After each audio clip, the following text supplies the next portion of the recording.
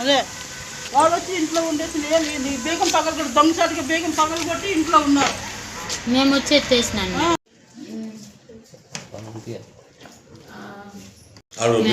ఏదో మేము ఆమెను మోసం చేయకూడదని దానికి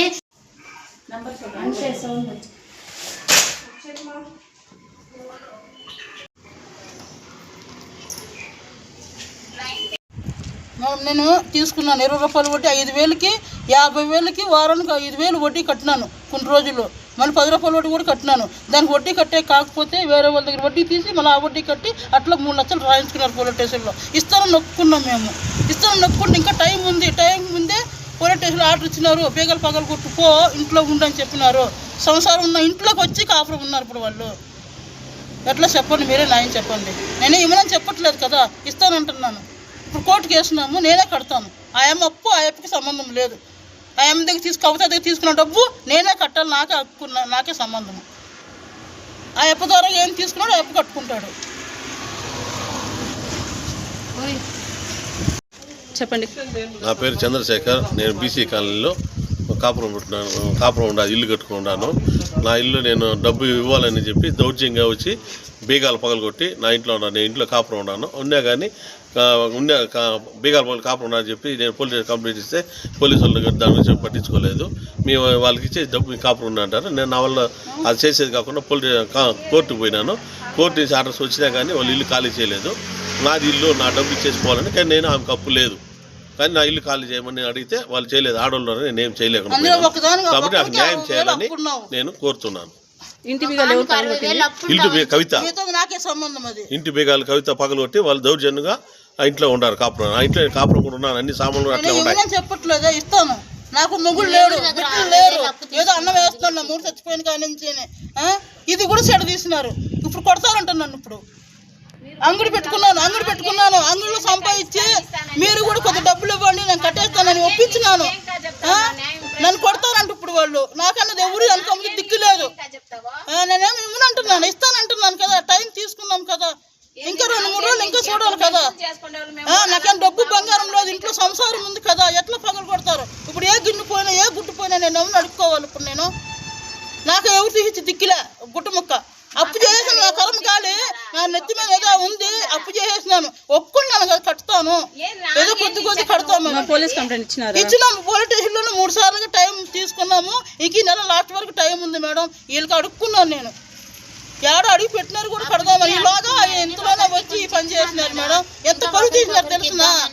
ఎట్లా బతికేది ఇప్పుడు? ఎంత పరువు తీసినారు వీళ్ళు. ఇప్పుడు డబ్బులు వదిలేస్తారా మీరు?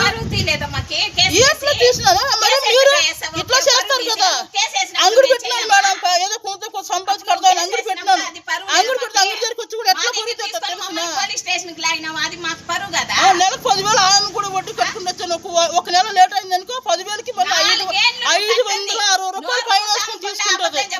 అబద్ధాలు అని చెప్పరా? సూర్యనారాయణ ఉన్నాను అబద్ధాలు చెప్తే నేను. ఆయన 2 సంవత్సరాలు కట్టలేదు. అంతకుముందు 2 సంవత్సరాలు వడ్డీ కట్టినాను బాగా. ఎప్పుడు యాక్సిడెంట్ అయింది కానీ కట్టలేదు. ఎప్పుడు యాక్సిడెంట్ అయింది కానీ కట్టలేదు. ఎందుకంటే నాకు ఎవరు ఇచ్చేవాళ్ళు లేరు. ఏదో పనికి పోయేవాడు. అబద్ధాలు 4 సంవత్సరాలు అవుతుంది. 2 సంవత్సరాలు కట్టినాను. 2 సంవత్సరాలు కట్టలేదు. నేను 2 సంవత్సరాలుగా వడ్డీ కట్టలే. అంతకుముందు కట్టినాను.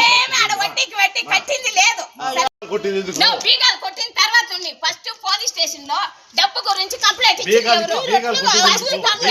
ఎవరు? కంప్లైంట్ ఎందుకు ఇచ్చిన? డబ్బు ఇచ్చి మేము పోలీస్ స్టేషన్ కి రావాలా? డబ్బులు ఇచ్చి మేము పోలీస్ స్టేషన్ కి రావాలా అంట. మరి ఎంత కేసు ఇస్తుంది అబ్బాయమ్మ? నువ్వు చెప్పినావా? ఫస్ట్ డబ్బుకి ఎందుకు కేసు ఇచ్చినారు? డబ్బు మా దగ్గరే తీసుకొని 4 ఏళ్ళు టైం మా దగ్గరే తీసుకొని మా మీద కేసు వేస్తే ఎట్లా? మరి నువ్వు 4 ఏళ్ళు ఏం చేస్తాడు? 4 ఏళ్ళ నుంచి ఏం చేస్తాడు? ఈ రోజు ఎక్కడ పోతాం?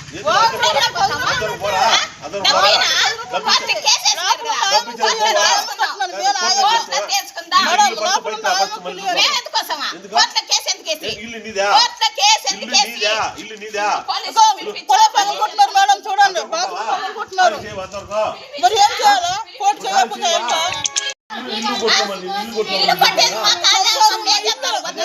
మీరు సంవత్సరాల కొద్దిగా తిరుగుతాంటే మేము గమ్మునైపోవాలా. ఇల్లు కొడతా ఉంటే కూడా మేము గుమ్మడి ఉండాలి. మేమేం ఇల్లు పాల్గొట్టేలేదు. అవునులే, తప్పుడు కేసులు పెట్టేకి మీకు సపోర్ట్ ఉండారు. అంటే గుణశేఖర్కి మేము 50,000 ఇచ్చినా మేము మంచోళ్ళు. ఇప్పుడు మేము దానికి మీ దగ్గర వేసుకుండేది. మా దగ్గర డబ్బులు అడిగినాడా? మా దగ్గర డబ్బులు అడిగినా మేము ఏ బట్టలకు మీ దగ్గర తప్పు సాక్ష్యం పెట్టినాడు. ఉంటేదా మేమింత తప్పుడు కేసులు పెట్టినారా? తప్పుడు కేసులు పెట్టినారా? ఇప్పుడు వడ్డీలు పోయింది గమ్మునే ఉంటారు. వడ్డీలు అసలు ఇస్తాను ఇప్పుడు కాదు. ఇప్పుడు కోర్టుకు వేసినామని కోర్టు నేను చేసినప్పుడు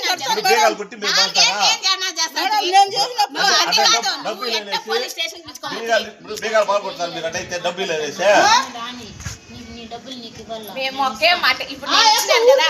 ఉండు నేను తొక్కమైంది సరే ఉండు ఆమె పేరే కదా ఇయ్యాలా. ఉండు పోలీస్ స్టేషన్ లో ఆమె ఎందుకు మా పేరు ఇయ్యాలా? మేము ఇచ్చినాం కదా.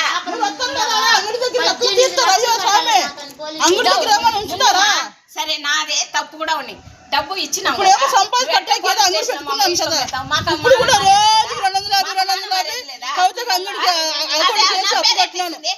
మేడం అంగడి పెట్టి 9 నెలలు అవుతుంది. 35,000 అప్పు కట్టుకుని వచ్చినాను. దౌర్జన్యం ఇల్లు కొడతారు, అన్ని ఉంటారు. ఆడి పోలీస్ స్టేషన్ పోతే కూడా ఆడ న్యాయము. మీ డబ్బులు మీరు చేసి ఇల్లు పెట్టుకుంటారు. మేము చెప్పినాం కడతాం సార్ ఇల్లు చెప్పలేదు చెప్తే కూడా అట్లా చేస్తాం. ఏం చేయాలా? కోర్టు ఆశిస్తాం. కోర్టు కానీ చూసినా మాకు న్యాయం చేయలేదు. దౌర్జన్యంగా ఇల్లు బీగాలు కొట్టారు. దాన్ని అడిగే వాళ్ళు లేదు. అసలు ఎందుకు లేదు? 4 ఏళ్ళు ఆయనకే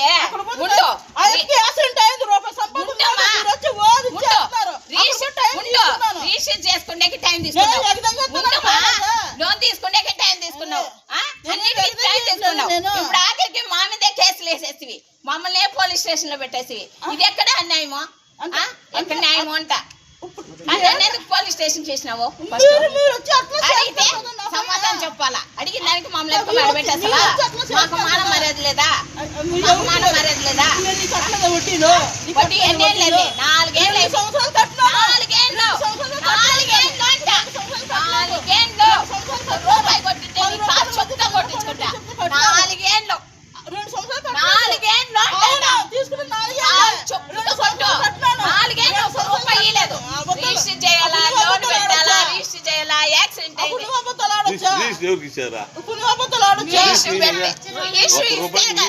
నేను ఇచ్చినానని చెప్పినాను. రిజిస్టర్ పెట్టినమ్మా లోన్ వస్తుంది మీకు కట్టామని దానివల్ల మేము ఓపిక పట్టుకున్నాం. నీకు ఫోన్ చేసినానా?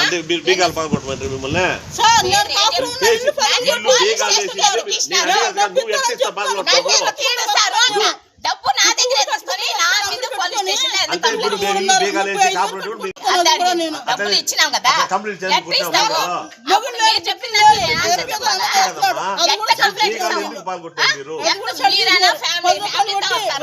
వచ్చేది ఒకటే.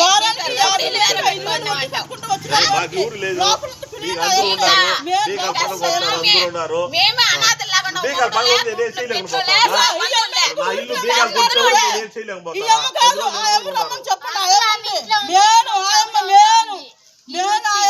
నన్ను పంపు ముంచేసి నాకు కూర్చొని నాశనం అయిపోయింది. డబ్బు ఇవ్వాల్సిందే కూడా మీ ఇష్టం. మీరు బీగాలు ఇల్లు బాగుపడతారు. పట్టండి సెల్ఫ్లో ఏమి లేవు. సెల్ఫ్లో ఏమి లేవు సామాన్లు. ఏమైపోయినాయి? బిల్డింగ్లు అంతా ఏమైపోయినాయి? ఇంట్లో సామాన్లు కూడా ఏమి లేవు. ఎందుకు మాట్లాడతారు? అసలు మీరెవరుమా? 4 ఏళ్ళు తిప్పించి రౌడీలు పెట్టి కొట్టినట్టు మాట్లాడారు. పోలీస్ స్టేషన్ దగ్గరికి రండమ్మా. సార్లు గంగమ్మ చైర్మన్ సార్ రాయించుకున్నారు. సరే ఏమైనా అయిపోయించేసినాను. పోనీ నేను ఇస్తాను. భయపడి ఇల్లు అమ్ముకోపోతానే పాల్గొట్టినాం. ఎవరు ఏమన్నా ఎత్తుకున్న పదాలా? రండ్రా. రావా ఇప్పుడు లేవు సామాన్ బిందులు అంతా. యాడా అంత అయిపోయినాక నన్ను వచ్చేదే ఇప్పుడు ఎవరు పద పద చూస్తాను 10 రోజులు పోయాక ఈడుస్తుందంట. అంగడి దగ్గరకు వచ్చి ఈడ్చి కొడతారంట నన్ను. ఈ మధ్యలో వడ్డీ పోక వాళ్ళ బాధ అట్లాగా ఊరోళ్ళు ఎత్తుమని చేతులు వేసి నాతో ముగ్గురు ఆయన సోభాసం చేసి ఆయన దగ్గర డబ్బులు తీసుకుని నాశనం అయిపోయారు. సరదా పాపం అలాగే ఇల్లు వాకలు లేకుండా పోయింది. రండి. కూడా పోయింది. ఎన్నిసార్లు చెప్పాలా? రండి ఇట్లా.